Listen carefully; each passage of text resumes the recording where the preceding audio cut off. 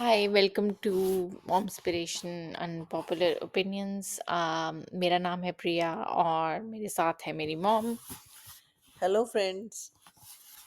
तो आज हमारा एपिसोड 16 है। लास्ट एपिसोड में जैसे हमने बात करी थी कि मेरी मॉम की प्रेगनेंसीज के बारे में और क्या चैलेंजेस थे उसमें और उन्होंने कैसे ओवरकम किया। तो अगर आपने अभी तक वो एपिसोड्स नहीं सुने हैं तो जाके सुनिए। एंड आज हम जो नेक्स्ट पार्ट है वो कंटिन्यू करेंगे कि जैसे जैसे हम बड़े हुए तो फिर क्या चैलेंजेस आना शुरू हुए। तो ऑब्वियसली हम पहले 2 लड़कियां थी, फिर बाद में जाके एक लड़का हुआ। बट डेफिनेटली एक लड़की की जो पालन पोषण होता है और एक लड़के का होता है उसमें क्या डिफरेंस देखा गया। और फिर जो अलग-अलग एक्सपीरियंसेस हैं, चाहे वो स्कूलिंग के हों, चाहे वो और फैमिली से रिलेटेड हों, वो फिर क्या-क्या इश्यूज़ आए, वो अब हम उसमें डीप डाइव करेंगे। तो मैं स्टार्ट करना चाहती हूँ ये पूछ के कि जैसे हम बात करते हैं कि जब मैं और प्रतिभा हम छोटे थे, तो फिर क्या चैलेंजेस आए, चाहे वो हमारी स्कूलिंग को लेकर हो या फिर हमारी एजुकेशन को लेकर हो। पिछली बार जब मैंने ये सब बताया था कि जो तीनों बच्चों का जो जन्म हुआ, उनके बाद मेरे को मतलब क्या-क्या प्रॉब्लम मुझे फेस करनी पड़ी। अब यहाँ तक फिर मैंने बताया था कि जैसे निखिल का जैसे जन्म हो गया, उसके बाद में अब मैं थोड़ा ये सब शेयर करना चाहती हूँ कि जो हम किसी जिस कॉलोनी में हम रहते थे, इंदरपुरी, उसमें उसके साथ में जो है, वो आस-पास की जो कॉलोनी थी, वो भी बहुत जेजे कॉलोनी थी वहाँ पे।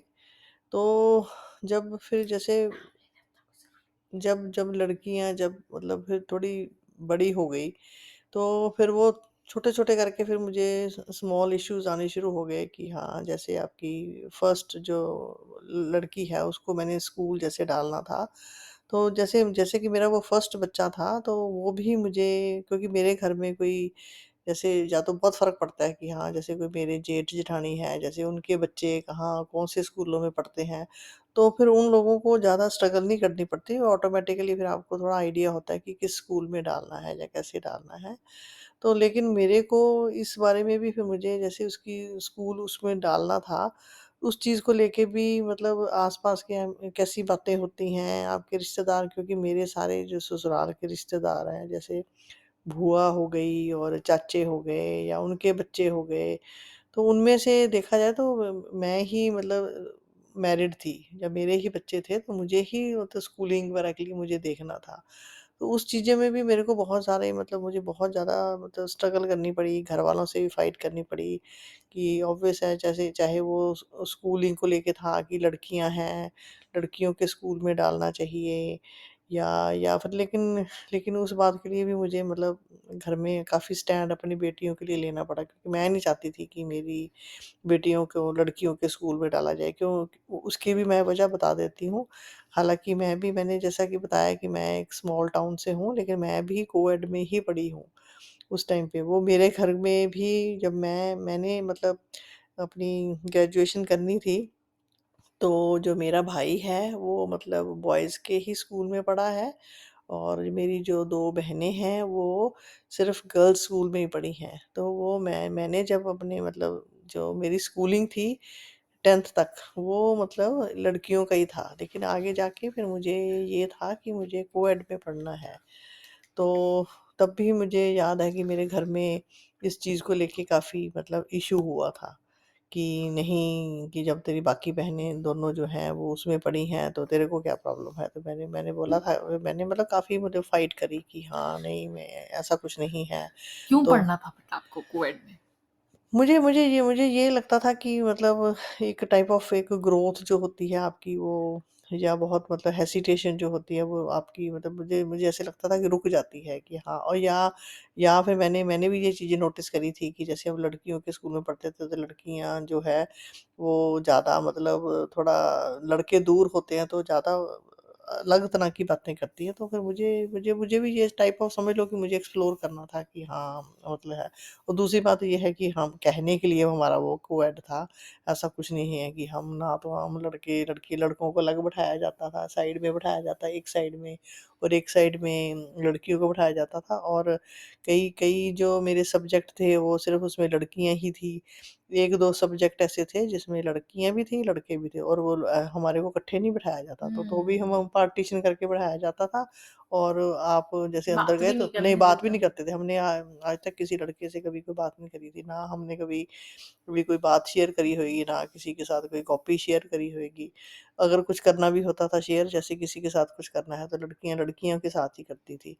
तो उस टाइम पे फिर मेरे को ये था कि मैंने फिर जब मैं फिर शादी करके आई तो जब फिर मैंने मेरे घर में जो मतलब मेरी सिस्टर इन लॉ है, तो वो उसके बारे में मतलब मैं काफ़ी ये बातें सुनती थी कि हाँ, वो किसी लड़के से बात नहीं कर कर पाती थी या वो मतलब कोई रिश्तेदार आता था तो वो मतलब उसको बहुत हेसिटेशन होती। तो मैंने उसकी बातें इतनी सुन-सुन के तो मेरे मतलब जो टाइप ऑफ कान पक गए थे और तो उसका जो मैंने ही कन्क्लूज़न ये निकाला कि एक तरफ तो हम आपने फिर अपनी बेटी को मैं अपनी मदर इन लॉ को बोलती थी कि आपने फिर उसको मतलब फिर लड़कियों के स्कूल में या स्कूलिंग क्यों लड़कियों की कराई? एक तरफ तो आप मतलब तुम डबल डबल मतलब मत चलो ना कि एक तरफ तो तुम अपने बच्चे को तुम लड़की को लड़के से बात नहीं करने देते हो। दूसरी तरफ फिर आप जैसे शादी करनी होती है, जैसे शादी भी करने में प्रॉब्लम आती है कि लड़की लड़के से बात नहीं कर पा रही या बहुत शर्मा रही है या थोड़ा छुपती है किसी चीज़ को लेके कि हाँ, तो फिर तुम ऐसी-ऐसी बातें करते हो तो फिर मुझे पर जब मैं उसकी सारी स्टोरी सुनती थी आस-पास की बातें सुनती थी कि ऐसे था, ऐसे था, ऐसे था तो वो मेरे दिमाग में फिर एक छाप छूट गई कि नहीं मैं तो मतलब मैंने फिर इस चीज़ को चैलेंज की तरह लिया कि मैं अपनी बेटियों को मतलब ऐसा नहीं बनाऊँगी या मैं ऐसा बना दूँगी कि कोई भी मतलब जो है कोई मतलब उँगली नहीं मैं उठने दूँगी उनके ऊपर। तो फिर जब जब मैंने फिर जैसे नर्सरी प्री नर्सरी वगैरह में भी स्कूल में डालना होता है तो मैंने तो फिर अपने हस्बैंड को बोल दिया था कि मैं तो एक बहुत अच्छे स्कूल में बच्चों की मैं अपनी स्कूलिंग कराऊँगी, चाहे उसके लिए मुझे हमें जो मर्ज़ी करना पड़े। तो उसके लिए भी फिर मुझे मुझे याद है कि फिर मतलब जैसे मेरे फादर इन लॉ वगैरह से जैसे बात हुई तो वो उनके जो मतलब अपने बच्चे ही थे ना जैसे ताए चाचों के सबके बच्चे थे पहले अब उनके आगे बच्चे तो हमारे ही हुए ना फर्स्ट तो फिर वो मैंने बोला कि नहीं मैं तो नहीं यहाँ यहाँ आसपास में अपनी मेरी जो कॉलोनी है उसमें जो है मतलब जेंट्री मतलब मेरे लिए मुझे तो नहीं अच्छी लग रही थी कि हाँ वहाँ पर सब जैसे जो हमारी काम वालियाँ हैं उनके बच्चे भी वहीं पे पढ़ते थे और तो मुझे मुझे थोड़ा-सा मतलब अनकम्फ़र्टेबल लगता था, तो मैंने बोला था मैं तो नहीं वहाँ पे पढ़ाऊँगी। फिर प्रॉब्लम फिर ये आनी शुरू हो गई कि ठीक है, अगर मैंने उनके अच्छे-अच्छे स्कूलों में एडमिशन कराना है तो उस टाइम पे मुझे याद है 3-4 स्कूलों में हमने फॉर्म भरे थे। एक रामजस स्कूल था, एक एक सिलवान स्कूल था। तो मैंने जब मतलब हमारे पास मतलब 4-5 ऑप्शन थे। तो इसकी मैंने फिर जैसे इंटरव्यू करानी थी तो फिर क्वेश्चन मार्क ये आ गया कि मैंने अपनी लाइफ़ में कभी कोई जैसे कोई इंटरव्यू नहीं दिया था या मतलब किसी तो मेरे लिए भी एक ये चैलेंज आके खड़ा हो गया और फिर मुझे ये मतलब मैंने अपने बच्चे को तो मतलब जैसे जो बड़ी डॉटर प्रिया है मैंने उसको उसको तो इतने अच्छे से मतलब प्रिपरेशन करा दी थी, लेकिन सवाल अब आ गया था मेरे पे। तो ये तो आपने लास्ट एपिसोड में बताया था। हाँ, मैंने बताया था पर मैं अपना हुँ, बता रही हूँ कि मेरे लिए ये एक चैलेंज था क्योंकि मैंने अपनी लाइफ़ में जब मैंने कभी जॉब ही नहीं करी तो ना मैंने कभी इंटरव्यू करी थी, ना मैंने कुछ करा था। तो फिर वो एक टाइप ऑफ मुझे ये मेरे मन में एक आया कि इंग्लिश जैसे आपको आनी चाहिए या बोल-चाल आनी चाहिए या आपको ये सब चीज़ें होनी चाहिए, तो मैंने ये सब चीज़ें कभी फेस नहीं करी थी। तो जब फिर मेरे स्कूल में मैंने इसके जो 2-3 इंटरव्यू करवाए तो मुझे अंदर से मेरे मन में ये फ़ियर था कि हाँ, ये तो इंटरव्यू पास कर लेगी, तो जो मेरे हस्बैंड हैं वो भी जॉब करते हैं, वो भी अच्छे से मतलब बात-वात कर लेंगे। तो मेरे अंदर बिल्कुल भी सेल्फ कॉन्फिडेंस नहीं था कि मैं जाके मतलब मैं कोई अच्छे से ढंग से बात करूँगी या फिर मेरे पे इतना एक बर्डन आ गया कि मेरी वज़ह से ऐसा ना हो कि मेरे बच्चे का स्कूल में एडमिशन ना हो।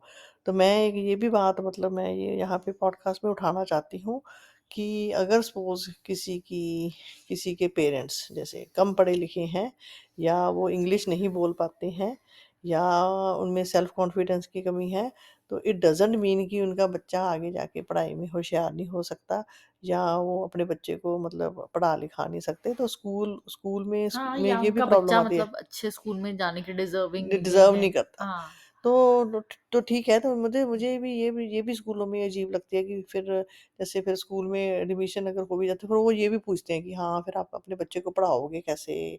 या आप उसका होमवर्क कराओगे कैसे? चलो मैं फिर भी मानती हूँ कि मैं ग्रेजुएट हूँ या मैं अपने बच्चों को होमवर्क करा सकती हूँ या ट्यूशन में हुँ। अफ़ोर्ड कर सकते हैं।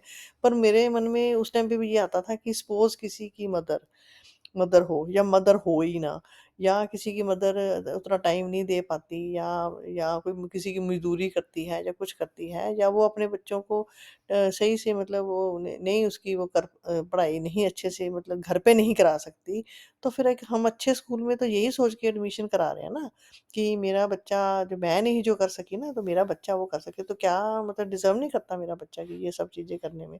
तो स्कूलों में भी मैंने देखा है कि मुझे उस टाइम पे बहुत बुरा लगता था, अभी भी है, अभी भी और भी बुरा हाल है, क्योंकि ये प्रिया का स्कूल तो मतलब जब वो 90 में थी 6-7 साल की, तो तब तब की मैं बात कर रही हूँ। उसके बाद तो आगे से आगे मैंने देखा है कि बहुत ज़्यादा टफ़ होता जा रहा है एडमिशन लेना कि हाँ, ये सब चीज़ें हैं। तो उस टाइम पे मुझे फिर ये चीज़ बहुत फ़ील होती थी, तो स्कूल वाले भी मैंने देखा है कि जो टीचर्स हैं वो भी या जब आपकी इंटरव्यू होती है या आपसे मतलब बातचीत करते हैं, तो वो पूछते हैं कि हाँ, कि आप कैसे कराओगे या आप घर पे क्या करते हो या कैसे करते हो?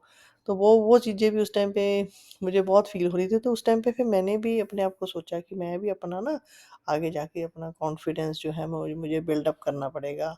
क्योंकि वही आगे जाके फिर आपने पीटीए मीटिंग में भी जाते हैं, तब भी जैसे बात-वात करते हैं या तो वो तब भी मतलब लोगों की मैं देखा है कि मदर्स को ये सब एक कॉम्प्लेक्स आ जाता है आपके अंदर। तो वो कॉम्प्लेक्स जो है धीरे-धीरे करके फ़ियर हो गया या इनसिक्योरिटी हो गई, वो आपके बच्चे में भी फिर इनडायरेक्टली चली जाती है। तो फिर मैंने ये भी नोटिस किया है कि आगे जैसे बच्चे फिर जैसे आपके बड़े हो जाते हैं ना थोड़े से, तो वो भी एम्बैरेसमेंट फ़ील करने लग जाते हैं कि हाँ, जैसे कि मेरी मदर आएगी, हैं, सबकी ये देखो मतलब कैसे वो ऐसे बन के आती हैं या बहुत अच्छे से बात करती हैं। तो मैं ये सब चीज़ें इसलिए बता रही हूँ, मैंने फिर इस चीज़ को लेके भी कि मेरे बच्चे में ये कॉम्प्लेक्स ना आए, तो मैंने फिर अपने ऊपर भी फिर बहुत काम किया है। फिर मैंने जैसे चीज़ें पढ़नी, इंग्लिश में सुनना, मूवीज़ देखनी, ये सब चीज़ें करनी या बाहर आना-जाना। तो मैंने कभी मतलब ये फिर अपने हस्बैंड को भी कभी ये फ़ील नहीं कराया था कि उनको कभी ज़िंदगी में ये लगे कि हाँ, मतलब एम्बैरेसमेंट फ़ील हो कि हाँ, मैं तुम्हें कहीं पार्टी में नहीं लेके जा सकता या मैं तेरे को ऑफ़िस में नहीं लेके जा सकता या ये सब चीज़ें हैं। तो मैंने भी अपनी अपनी पर्सनैलिटी पे मैंने भी बहुत काम किया है। जैसे मेरी शादी हुई तब भी और बच्चे हुए तब भी और मुझे नहीं लगता कि मेरे बच्चों को कभी ये सब चीज़ें कभी फ़ील हुई होंगी या एम्बैरेसमेंट हुआ होगा कि हाँ, कि मेरी जो मॉम है वो ये यहाँ पे ऐसे मैं हम उनको ना बुलाएँ यहाँ पे या स्कूल में ना आए या कोई फंक्शन पे ना आए या कुछ ऐसे इस करके। तो तो मेरा मतलब कहने का ये है कि अगर आगे जो अभी भी कोई मदर्स जो हैं, ये सब चीज़ें अगर आपको कोई स्कूल वाले जो फ़ील कर मैंने देखा है आप हिंदी हिंदी में भी अगर आप बात करके हैं, आप अपना कॉन्फिडेंस आप बना सकते हो और आपको अच्छे से बात करनी आनी चाहिए और बहुत प्रभावशाली होता है, ऐसा कुछ नहीं है। लेकिन इसके लिए भी आपको मतलब वो नहीं फ़ील करना चाहिए कि हाँ, ये मेरे में कोई कमी है। फ़र्स्ट ऑफ़ ऑल इंग्लिश जो भी है वो एक लैंग्वेज है। तो जब कोई फ़ॉरेनर जो है इंग्लिश जो बोलते हैं, वो अगर हिंदी बोलते हैं तो लोग उनको बोलते हैं देखो कितना क्यूट है या देखो कैसे कैसे इंग्लिश टूटी-फूटी इंग्लिश बोलते हैं तो लोग बहुत खुश होते हैं। वही मैंने देखा है कि अगर कोई हिंदी बोलने वाला बंदा जो है अगर टूटी-फूटी कोई सपोज़ कोई इंग्लिश बोलेगा, तो उसका मज़ाक उड़ाया जाता है। तो ये चीज़ भी मुझे बहुत अजीब लगती है कि हम अगर कोई किसी लैंग्वेज पे इतना ज़्यादा मतलब किसी को कैसे जज कर सकते हैं कि अगर हाँ, किसी की इंग्लिश अच्छी नहीं है या अगर कोई इंग्लिश नहीं बोल पाता तो वो कोई अच्छा इंसान नहीं है। उस टाइम पे फिर मतलब जब इंटरव्यू वगैरह हुई इसकी, इसका फिर एडमिशन हो गया।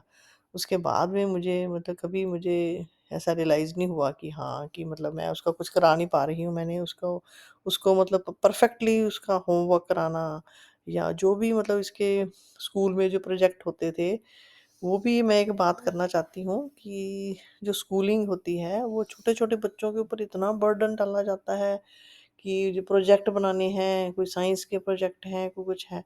हालाँकि हालाँकि ये स्कूल वालों को भी पता होता है और सबको पता होता है कि ये कई चीज़ें जो हैं, जैसे वो स्कूल में जैसे वो सब प्रोजेक्ट बना के लाए। सपोज़ मैंने हाथों से बना के अपने हाथों से बना के दिया, तो वहाँ जाके जब मैं क्लास में देखती थी तो मुझे ये अजीब लगता था कि लोग जो हैं वो बाज़ार में पैसे देके वो चीज़ें बनवाते हैं और पता चल जाता है कि ये चीज़ किसी ने एक्सपर्ट ने करी है। हाँ, खुद और कुछ खुद नहीं बनाया होता और फिर ऊपर से फर्स्ट वो आ जाते हैं फर्स्ट हाँ, तो फिर वो जब जब उनको कोई फर्स्ट प्राइज़ मिल जाता है तो मैं तो फिर कई बार बोलती भी थी कि ये मतलब ये तो मतलब मुझे सही नहीं लगता कि हाँ, ये पता चल रहा है कि ये सब चीज़ें मतलब तुम किसी से तुम पैसे दे के बनवाते हो, तो मतलब तुम्हारे की क्रिएटिविटी तो बच्चों की खुद की होनी चाहिए। बच्चे का पता चल जाता है कि ये बच्चे ने खुद कलर किया हुआ है या हुँ। किसी की अब एक एक चीज़ मुझे और इसमें बात करनी है कि स्कूल में जो टीचर्स होते हैं, वो साइंस का अलग होता है, इंग्लिश का अलग होता है, हिंदी का अलग होता है।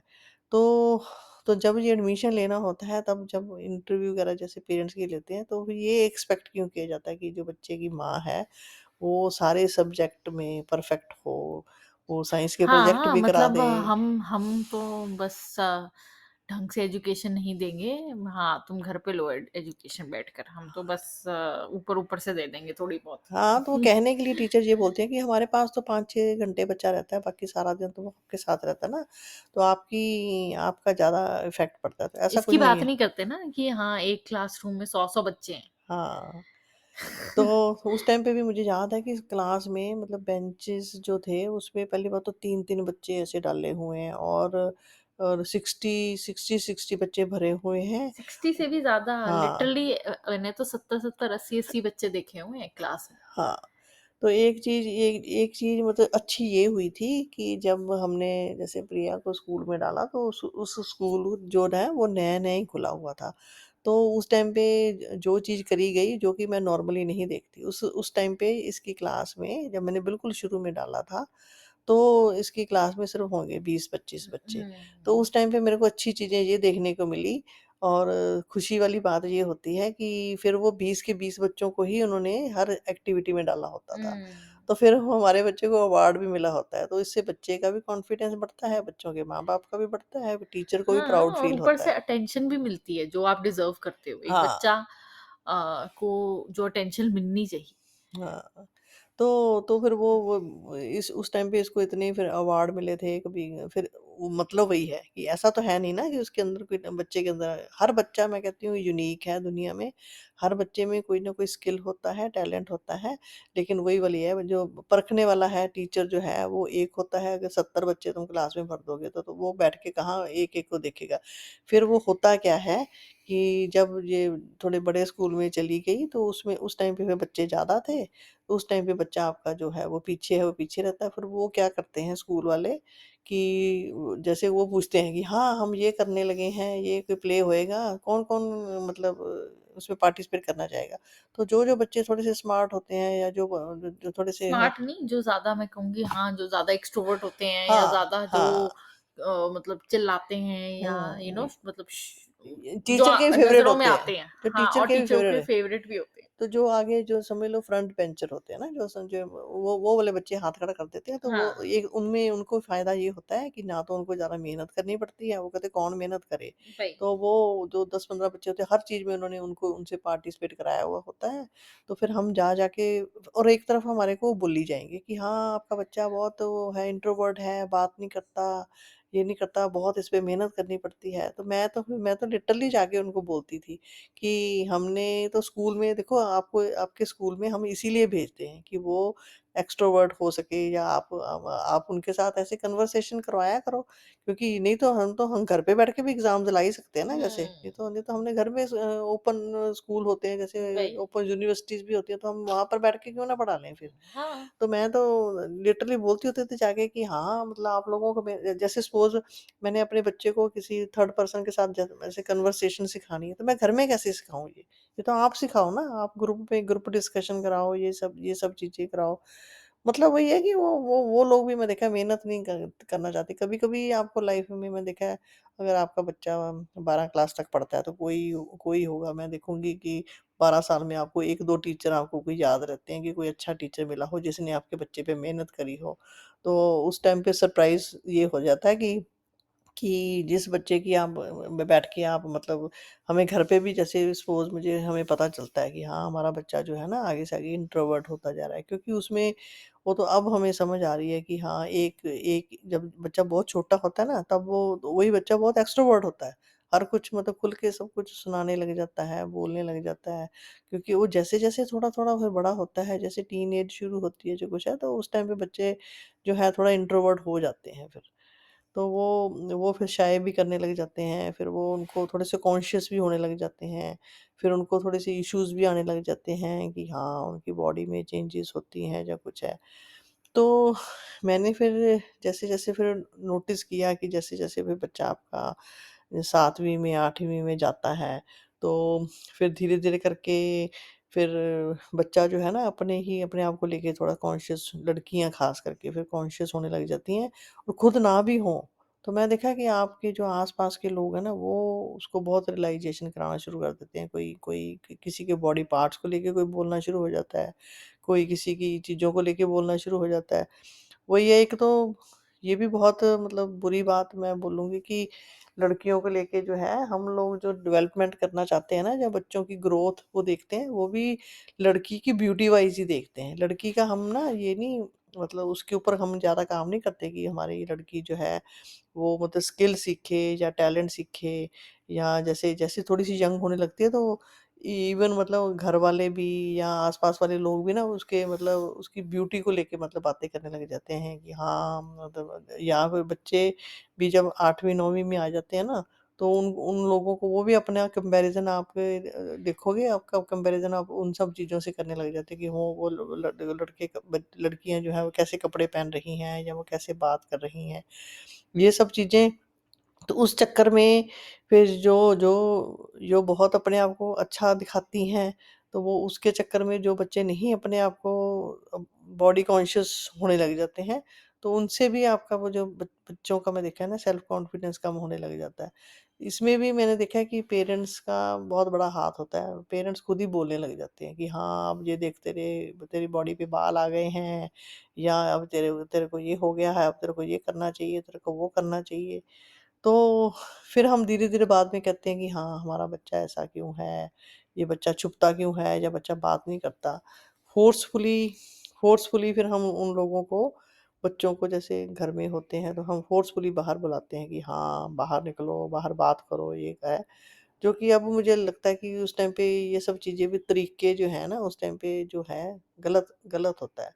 कि आप फ़ोर्सफुली बच्चों को मतलब कंफर्टेबल करने में, मतलब हमारा मकसद उस टाइम पे मैं ये कहूँगी मकसद अच्छा था। अच्छा मकसद था कि हाँ, कि अगर बच्चा हमारा इंट्रोवर्ट हो रहा है, तो मतलब आगे जाके जो है बहुत प्रॉब्लम क्रिएट होएँगी कि हाँ, कि हम तो बच्चों को जैसे आगे जाके जॉब करानी है, या कॉलेज में एडमिशन लेना है, या फिर हम और बच्चों को देखते हैं, तो टाइप ऑफ वही है, हमारे पेरेंट्स के मन में भी ना कंपैरिज़न भी आता है कि ये देखो हमने अच्छे स्कूलों में डाला है, हमारी एक्सपेक्टेशन वो भी होती हैं जो हमारे अंदर नहीं था। हमारे अंदर सपोज़ सेल्फ कॉन्फिडेंस कम था, तो हम चाहते ये हैं। तो बहुत ये तो बहुत कॉमन चीज़ है कि मतलब जो पेरेंट्स करते हैं अपने बच्चों के साथ कि जो तुम्हें लगता है कि हमारी वीकनेसेस हैं या हम में कमी है, वो तुम अपने आगे बच्चों में नहीं देखना चाहते, तो फिर तुम मतलब वो कॉम्पेंसेट करने की कोशिश करते हो कि हाँ, कि वो ही सेम चीज़ जो है वो हमारे बच्चों के साथ ना हो। हाँ, लेकिन ब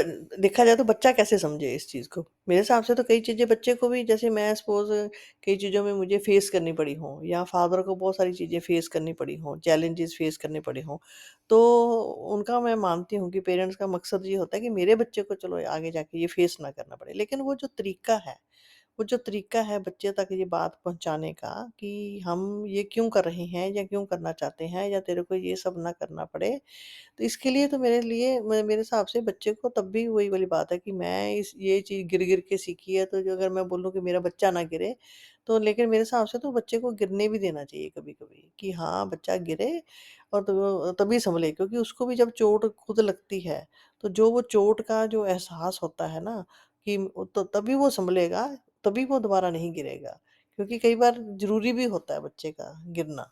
वो उसमें आपकी इंटेंशन की बात आ जाती है ना, कि आपको पता नहीं चलता कि when are you leading with fear and when are you leading with love. ठीक है? जब तुम लीड करते हो विद फियर, ठीक है? तो फिर तुम्हारी ऐसी वाइब्स होती हैं कि अच्छा हाँ, वो कैसे आगे मैनेज करेगा, वो आगे नहीं हाँ। मैनेज कर पाएगा, आगे हुँ। ऐसे-ऐसे काम नहीं चलेगा।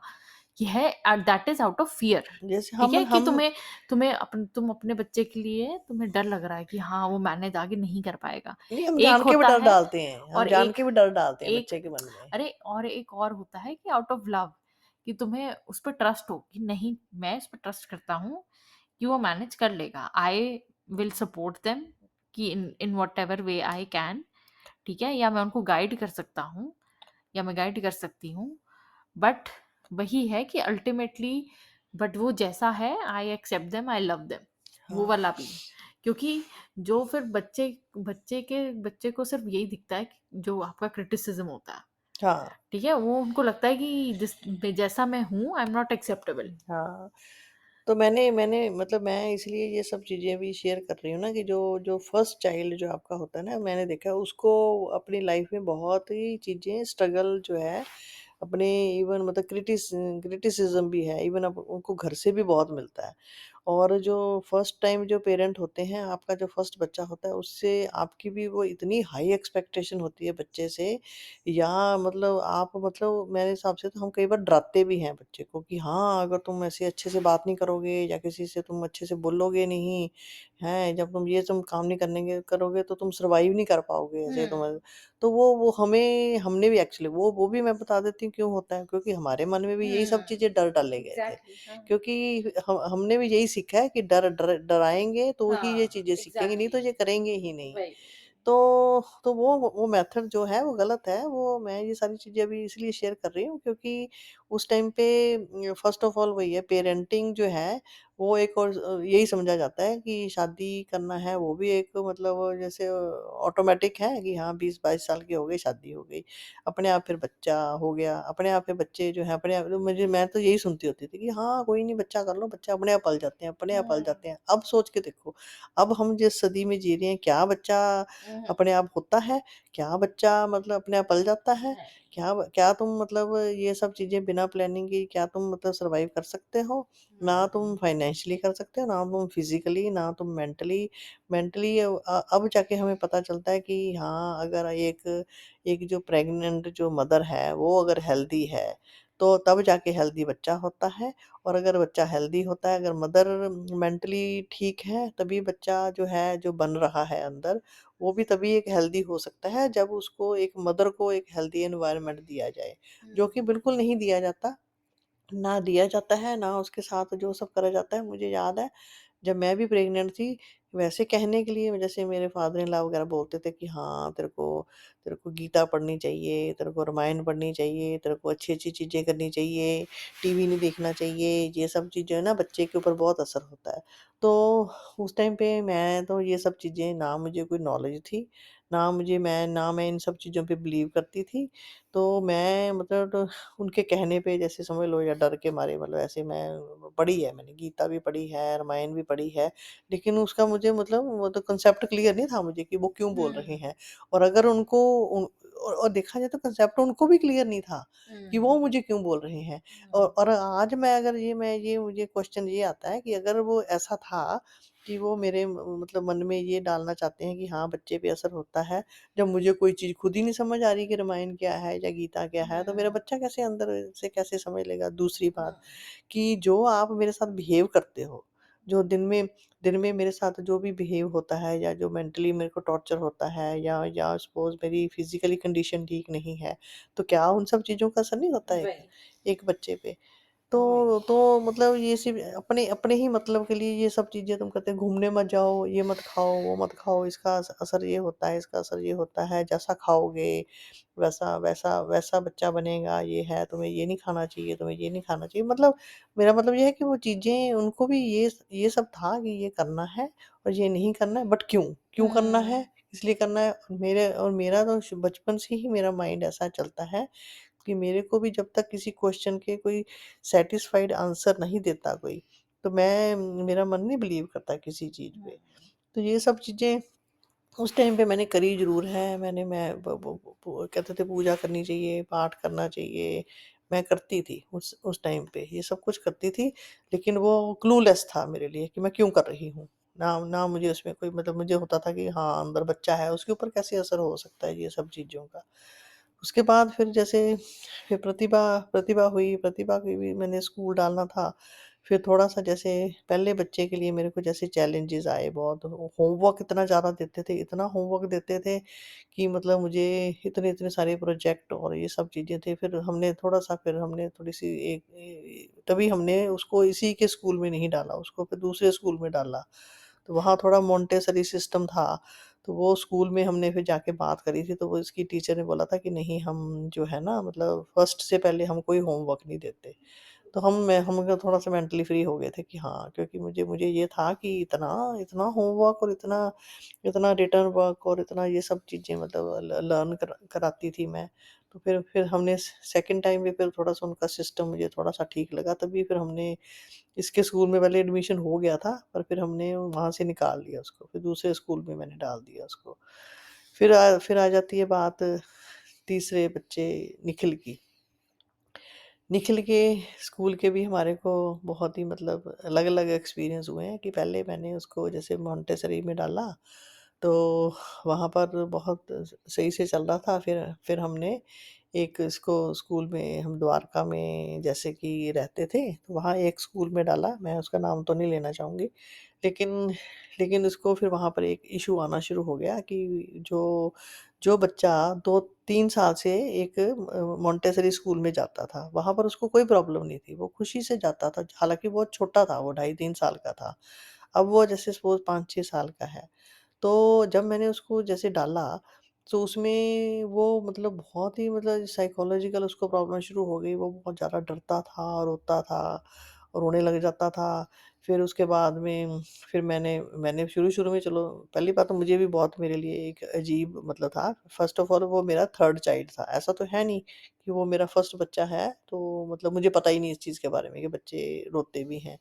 तो तो वैसे वो बहुत बहुत एक्साइटेड था वो जाने के लिए, लेकिन वो स्कूल जाने के बाद में हमें नहीं समझ आया कि उसके साथ ऐसा क्या हो रहा है कि वो क्यों मतलब रोता है। तो वो आके एक तो वो बोलने में बहुत मतलब वोकल था, वो बहुत अच्छे से मतलब अपनी बातें ना एक्सप्रेस कर देता था, सारा कुछ बताता था। वो कभी कहता था कि हाँ, मेरी जो मैम है वो मेरी कभी गाल खींचती है, कभी मेरे को थप्पड़ मारती है, कभी मेरे को डाँटती है, तो वो टाइप ऑफ ना बहुत ज़्यादा डर जाता था वो।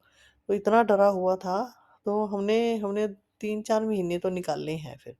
तो फिर हमारे को इतनी ज़्यादा प्रॉब्लम आने लगी, फिर हम गए स्कूल में टीचर से मिलने। 1-2 बार टीचर से मीटिंग करी, कहती नहीं मैं तो बहुत प्यार करती हूँ, ये करती हूँ, वो करती हूँ। तो ख़ैर उसने तो बोलना ही था, लेकिन वो मैंने तो अब हमारा एक फ़र्ज़ बनता था कि उसको जाके हम बोल लें।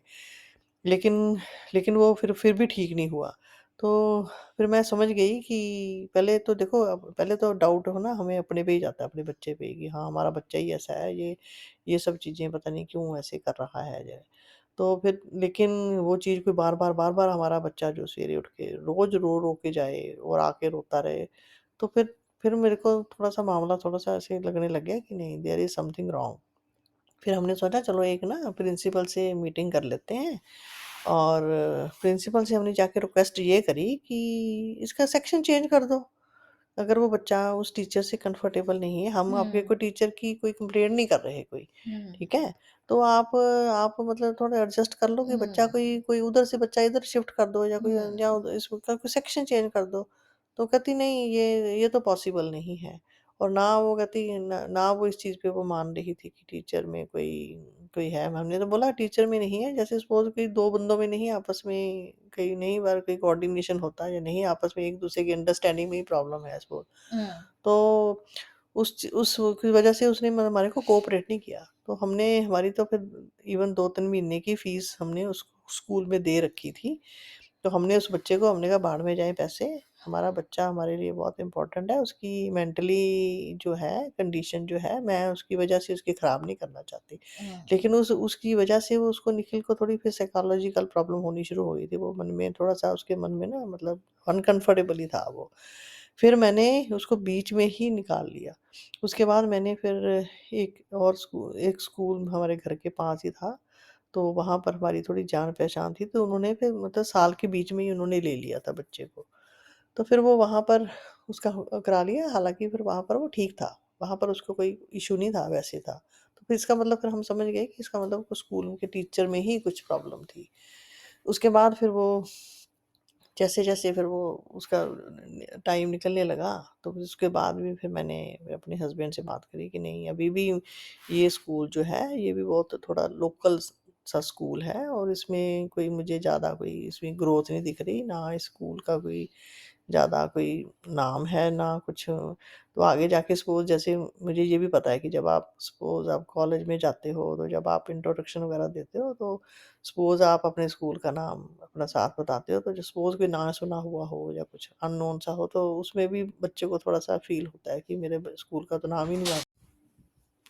तो फिर इसलिए फिर हमने जो भी बच्चों के स्कूल चूज़ करे, तो वो ये सोच के चूज़ करे कि वहाँ की स्टडी भी अच्छी हो, वहाँ के थोड़े टीचर भी अच्छे हों और हमारे बच्चे जो हैं मतलब अच्छे बन के निकलें। तो उस चीज़ में हम कामयाब भी रहे।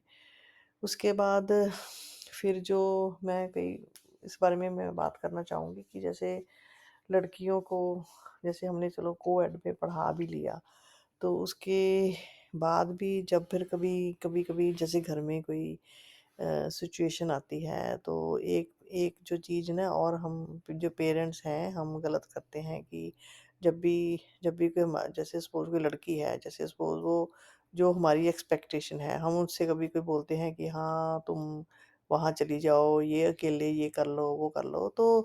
तो मैं मानती हूँ कि जो थोड़े बच्चों में थोड़ी हमारे बच्चे जो हैं वो थोड़ी झिझक तो उन लोगों में मतलब काफ़ी थी, मतलब हेसिटेशन काफ़ी होती थी। एक तो होते हैं कि मैं देखा है कई बच्चों में बॉर्न ही ऐसे होते हैं कि उनमें कॉन्फिडेंस जो लेवल है ना बहुत हाई होता है। मैं मतलब नोटिस करती हूँ कि जैसे छोटे-छोटे बच्चे हैं, हम थोड़ा-सा मार्केट में जाते हैं तो दुकान में चले जाएँगे आगे होके अपने आप ही बोलने लग जाते हैं कि हाँ, अंकल ये दे दो, अंकल पहले मुझे दो, अंकल ये ऐसे करना है। या फिर हम जैसे छोटे बच्चे होते हैं, जैसे पार्क वगैरह में लेके जाते थे, जैसे झूले वगैरह लेने हैं तो जैसे तो हमारे बच्चों में एक ये चीज़ थी कि वो थोड़ा ना हर चीज़ में ना पीछे-पीछे रहते थे। तो वो ना खड़े होके देखते रहते थे कि जब वहाँ से ना कोई बच्चे सारे हट जाएँगे ना तब हम झूले लेंगे। तो हम जैसे मैं बाकी बच्चों को देखते थे कि हाँ, बच्चा बच्चा जैसे काफ़ी काफ़ी ऐसे ध धक्का लगा के जैसे किसी को पीछे कर देते हैं और आगे होके मतलब आगे निकल जाते हैं। तो फिर हम लोगों के दिमाग में यही था ना कि ऐसे ही मतलब होना चाहिए तभी तभी मतलब हमारे बच्चे जो आगे ऐसे ऐसे-वैसे बच्चों में सर्वाइव कर पाएँगे। तो फिर हम लोगों में फिर ये थोड़ा-सा मतलब पेरेंट्स में ये आता है कि कई बार हम अननोइंगली अपने बच्चों को ना बच्चे के मन में हम ये डालते हैं कि हाँ, ये तेरे को तो ये भी नहीं करना आता, तेरे को तो वो भी नहीं करना आता। फिर हम एक टोंटिंग वे में भी जो पेरेंट्स जो है वो तो बोलने लग जाते हैं कि क्या फ़ायदा तुम्हें इतने अच्छे स्कूल में पढ़ाया है, क्या फ़ायदा तुम्हें ये सब तो करना आता नहीं या क्या फ़ायदा? तो तो ये सब पेरेंटिंग में वो मतलब मुझे कई बार ऐसे भी लगता है कि ये मतलब काउंसलिंग होनी चाहिए कि पेरेंटिंग होती कैसे है? कैसे हम अपने बच्चों को पालना कैसे है, या क्या हम अननोइंगली हम अपने बच्चों के मन में क्या मतलब क्या चीज़ें डाल रहे हैं।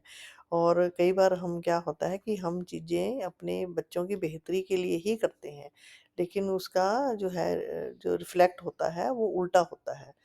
तो काफ़ी चीज़ें मैं अपने बच्चों में मतलब अपना सेल्फ कॉन्फिडेंस जो है मैं बहुत अच्छा देखना चाहती थी, तो उनको बिल्डअप करने के लिए मैंने अपने बच्चों को बहुत पुश किया है। मतलब मेरे बच्चे जो हैं आज जो इस मुकाम पे हैं, और आज मुझे जो उनके ऊपर मुझे प्राउड फ़ील होता है कि हाँ, आज सच में वो ऐसे बन गए हैं, जैसे मैं चाहती थी। लेकिन लेकिन हाँ, मैं ये ज़रूर बोलूँगी कि एक होता है एफर्टलेसली बच्चे आपके वैसे के वैसे बन जाते हैं, तो वो वैसा नहीं था। बहुत पुश मैं इसलिए बोलूँगी, पुश इसलिए करना पड़ा क्योंकि हम दोनों ही जो पेरेंट हैं, वो दोनों ही हम अपने-अपने टाइम में हमारे अंदर बहुत मतलब सेल्फ कॉन्फिडेंस की कमी थी, और बहुत शाय थे, और बहुत लैक ऑफ कॉन्फिडेंस था। तो इसलिए भी हमारे बच्चों में वो चीज़ ठीक है, आ गई। लेकिन वही वाली बात आ जाती है कि कोई चीज़ आपके बच्चों में एक ऑटोमैटिकली बाय बर्थ आ गई, या आपके आस-पास के माहौल से आ गई, या घर से आ गई, इट डज़न्ट मीन कि आप उसको सुधार नहीं सकते। लेकिन उनकी बेइज़्ज़ती करके, या उनको उनका किसी के साथ कंपैरिज़न करके, या औरों के साथ मतलब उनको छोटा जता के कि हाँ, तुम ये सब नहीं करोगे तो तुम वहाँ तक पहुँच नहीं पाओगे, या तुम्हें ये सब चीज़ें सामना करने पड़ेगा, या गुस्सा करके, या उनके मन में डर डाल के, ये सब नहीं करना चाहिए। तो ये सब चीज़ें मैंने अपनी लाइफ़ में सीखी, करी, और मैंने अपने हस्बैंड में भी, उनके अंदर भी कई चीज़ें थी कि अपने बच्चों को लेके कि हाँ, बच्चे ऐसे होने चाहिए, बच्चे वैसे होने चाहिए। हाँ, होने चाहिए, लेकिन उसके उसके लिए कि ये ज़रूरी नहीं है कि वो जन्म से ही ऐसे हों। सारी चीज़ों का असर पड़ता है, हमारे घर का माहौल का भी फ़र्क पड़ता है, स्कूल का भी फ़र्क पड़ता है, फिर कई चीज़ें आपकी जीन्स में भी आती हैं। तो सब कुछ मिला के जो सब कुछ होता है, लेकिन आज हम अपने बच्चों की परवरिश कैसे करते हैं, तो उसपे मैं प्राउडली मतलब अपने आप पे मुझे बहुत प्राउड है इस चीज़ को लेके, as a woman, as a mother, as a daughter in law, as a wife. कोई कोई मुझे मतलब मैं मेरे को किसी की वैलिडेशन की ज़रूरत नहीं है कि मेरा हस्बैंड मुझे मुझे ये मतलब बोले कि हाँ, मुझे तुम्हारे पे प्राउड है, या मुझे अपने सास-ससुर की ये सब चीज़ें हैं। लेकिन मुझे अपने अंदर से पता है कि मैंने अपना 200% दिया है। मैंने अपने आप को अगर अपनी बेस्ट डॉटर बनने के लिए मैं जो कर सकती थी उस टाइम पे, अपने पेरेंट्स को प्राउड फ़ील करने के लिए, वो मैंने कराया है, और मैं उस पे सही उतरी हूँ। बाकी मुझे कोई फ़र्क नहीं पड़ता कि मेरा आज हस्बैंड मुझे बोले, या मेरे बच्चे मुझे बोलें, या मुझे बाहर से सोसाइटी मुझे ये सब बोले। वो एक ना एक दिन धीरे-धीरे करके वो चीज़ें अपने आप ही रियलाइज़ेशन बच्चों को हो जाता है कि ये कई बार लगता ये है कि हाँ, हम आज ऐसे हैं तो अपनी अपनी वजह से हैं, लेकिन उसके पीछे पीछे जो भी सैक्रिफाइसेस होते हैं, या बहुत सब चीज़ों से जो एक फ़ाइट करनी पड़ती है, बहुत सारे स्टैंड लेने पड़ते हैं, उन सब चीज़ों के पीछे मुझे मुझे बहुत मतलब संघर्ष करना पड़ा, बहुत सारी फ़ाइट करनी पड़ी। इवन मुझे कई चीज़ों में तो मुझे अपने हस्बैंड के साथ भी मुझे मतलब मेरी कई कई बार डिस्कशन भी हो जाती थी कि हाँ, ऐसे क्यों करते हैं बच्चे, ये सब चीज़ें हैं। तो मैंने उनमें भी मतलब अंदर उनके अंदर भी मैंने बहुत सारी चीज़ें फिर मन में ये मतलब उनको सिखाने की कोशिश करी है कि हाँ, कि कैसे हैंडल करना है। बाकी तो जहाँ तक रही बात जैसे फिर बच्चों की टीन एज हुई, या उस टाइम पे मुझे क्या-क्या चैलेंजेज़ आए। तो इस बारे में तो ये है कि मेरे जो हस्बैंड हैं उन्होंने मेरे पे ट्रस्ट किया कि और वो मतलब इस चीज़ पे मानते भी थे कि हाँ, मैं तेरे पे ट्रस्ट भी करता हूँ, और मुझे तेरे पे विश्वास भी है, और उनको ये समझ भी आ गई थी कि मैं ज़्यादा अच्छे से मतलब हैंडल कर सकती हूँ, क्योंकि वही है वो यही कहते थे कि लड़कियाँ हैं, अगर मैं कुछ मतलब बोलूँगा तो वो लड़कियाँ जो है वो थोड़ा सेंसिटिव तो होती ही हैं, और फादर की जो बॉडी लैंग्वेज होती है, या बात करने का जो तरीका होता है, या तुम कैसे कम्युनिकेट करते हो, तो वो सब चीज़ें कई कई चीज़ें जो होती हैं वो ऑटोमैटिकली लड़कियों में अच्छी होती हैं। तो हर बंदा कोई हर चीज़ को प्रॉब्लम्स को सॉल्व करने में या हैंडल करने में अच्छा नहीं हो सकता। तो वो धीरे-धीरे करके घरवालों को भी एहसास हो जाता है, इवन हस्बैंड को भी एहसास हो जाता है। तो उन्होंने तो फिर सारी रिस्पॉन्सिबिलिटी जो है, वो उन्होंने रिस्पॉन्सिबिलिटी मुझ पे छोड़ी हुई थी, मुझ पे ट्रस्ट किया उन्होंने। और सबसे बड़ी बात ये है कि मेरे को अपने ऊपर ट्रस्ट था। मैं इस चीज़ को लेके बहुत कॉन्फिडेंट थी कि हाँ, मैं जो भी प्रॉब्लम आएगी, चाहे वो टीनेजर प्रॉब्लम हो, चाहे वो कोई हेल्थ इश्यूज़ हो, चाहे कोई कोई और कोई इश्यूज़ हो, कि मैं अकेली ही हैंडल मतलब कर सकती हूँ। और कई चीज़ें तो इवन मेरे हस्बैंड को पता भी होता था, तब भी मैं उनको फिर ये बोलती थी कि आपने तो बिल्कुल मतलब ये शो भी नहीं करना कि ये चीज़ आपको पता है। बस आप दूर से बैठ के आप अपना ये ट्रस्ट करो। और वो मुझे जब देखते थे, तो फिर उनको भी फिर धीरे-धीरे करके ये एहसास हो गया था कि हाँ, मतलब मैं अच्छे से ये सब चीज़ें हैंडल कर रही हूँ, या अच्छे डिसीज़न मैं ले सकती हूँ। मैं कभी कन्फ्यूज़ नहीं होती किसी चीज़ को डिसीज़न लेने में कि हाँ, मुझे ये करना है, मैं क्या करूँ, या मैं कर सकती हूँ या नहीं कर सकती हूँ।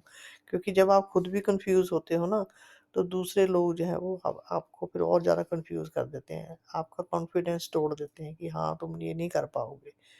तो मैंने ये सब चीज़ें जो हैं बहुत ही तरीके से फिर हैंडल करी।